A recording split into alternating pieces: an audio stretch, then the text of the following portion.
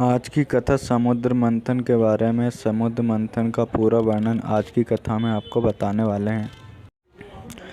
एक बार की बात है, शिव जी के दर्शनों के लिए दुर्वासा ऋषि अपने शिष्यों के साथ कैलाश जा रहे थे। मार्ग में उन्हें देवराज इंद्र मिले। इंद्र ने दुर्वासा ऋषि और उनके शिष्यों को भक्तिपूर्वक प्रणाम किया। तब दुर्वासा ने इंद्र को आशीर्वाद देकर विष्णु भगवान का परिजात पुष्प प्रदान किया। इंद्रासन के गर्भ में चूर इंद्र ने उस पुष्प को अपने ऐरावत हाथी के मस्तक पर रख दिया। उस पुष्प का स्पर्श होते ही ऐरावत सहसा विष्णु भगवान के सामने तेजस्वी हो गए। उसने इंद्र का परित्याग कर दिया और उस दिव्य पुष्प को कुचलते हुए वन की ओर चला गया। इंद्र द्वारा भगवान विष्णु के पुष्प का तिरस्कार होते हुए देखकर दुर्वासा ऋषि के क्रोध की सीमा न रही। उन्होंने देवराज इंद्र को श्री लक्ष्मी से हीन हो जाने का शाप दे दिया। दुर्वासा मुनि के शाप के फल पूर्वक लक्ष्मी उसी क्षण स्वर्गलोक छोड़कर अदृश्य हो गईं।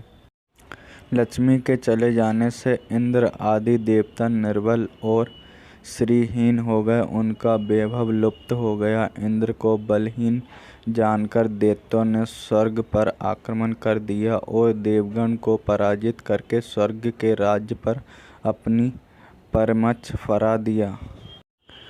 तब इंद्र देव गुरु बृहस्पति और अन्य देवताओं के साथ ब्रह्मा जी की सभा में उपस्थित हुए।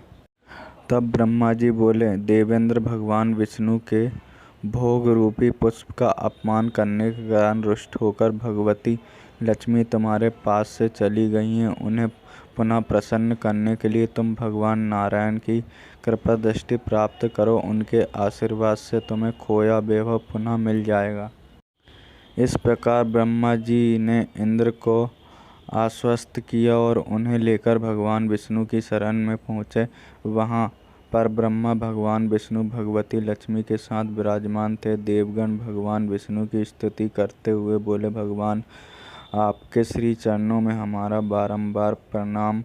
भगवान हम सब जिस उद्देश्य से आपकी शरण में आए हैं, कृपा करके आप उसे पूरा कीजिए। दुर्वासा ऋषि के शाप के कारण माता लक्ष्मी हमसे रूठ गई हैं और दैत्यों ने हमें पराजित कर स्वर्ग पर अधिकार कर लिया है। अब आपकी शरण में हमारी रक्षा कीजिए। भगवान विष्णु श्रीकालदर्शी हैं। वे पल भर में ही देवताओं के मन की बात जान गए। तब वे देवगण से बोले, देवगण मेरी बात ध्यान पूर्वक सुने, क्योंकि केवल यही तुम्हारे कल्याण का उपाय है। दैत्यों पर इस समय काल की विशेष कृपा है, इसलिए जब तक तुम्हारे उत्कर्ष और दैत्यों के पतन का समय नहीं आता, तब तक तुम उनसे संधि कर लो।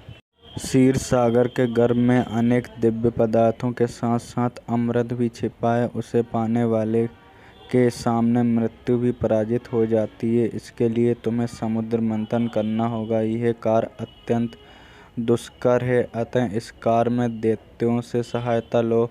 कूटनीति यही कहती है कि आवश्यकता पड़ने पर शत्रुओं को भी मित्र बना लेना चाहिए। तत्पश्चात अमृत पीकर अमर हो जाओ, तब दुष्ट दैत्य भी तुम्हारा हित नहीं कर सकेंगे।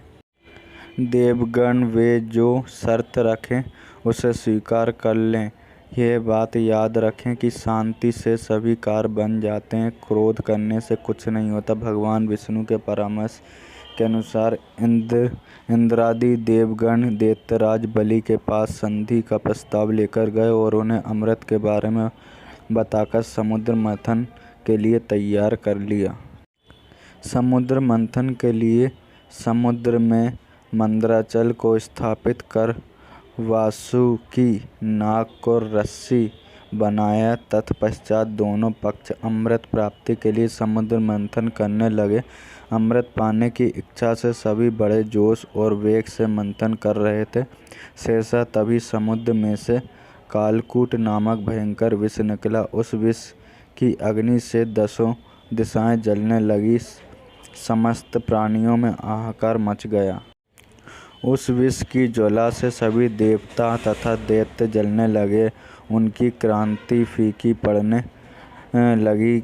इस पर सभी ने मिलकर भगवान शंकर की प्रार्थना की। उनकी प्रार्थना पर महादेव जी उस विष को हथेली पर रख कर उसे पी गए, किंतु उसे कंठ से नीचे नहीं उतरने दिया।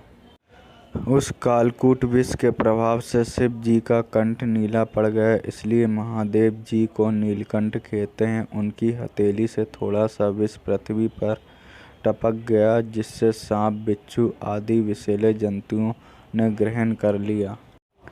विष को शंकर भगवान के द्वारा पान कर लेने के पश्चात फिर समुद्र मंथन प्रारंभ हुआ। दूसरा रत्न कामधेनु गाय निकली, जिसे ऋषियों ने रख लिया। फिर उच्च श्रवा घोड़ा निकला, जिसे दैत्यराज बलि ने रख लिया। उसके बाद ऐरावत हाथी निकला, जिसे देवराज इंद्र ने ग्रहण किया।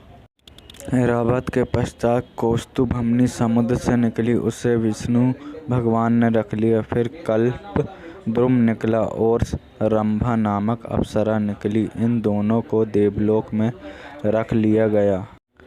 आगे फिर समुद्र को मंथन में लक्ष्मी जी निकली। लक्ष्मी जी के स्वयं की भगवान विष्णु को वर लिया। उसके बाद कन्या के रूप में वारुणी प्रकट हुई, जिसे देवों ने ग्रहण किया। फिर एक पश्चात एक चंद्रमा, पराजित वृक्ष तथा शंख निकले और अंत में धन्वंतरि वेद अमृत का घट लेकर प्रकट हुए।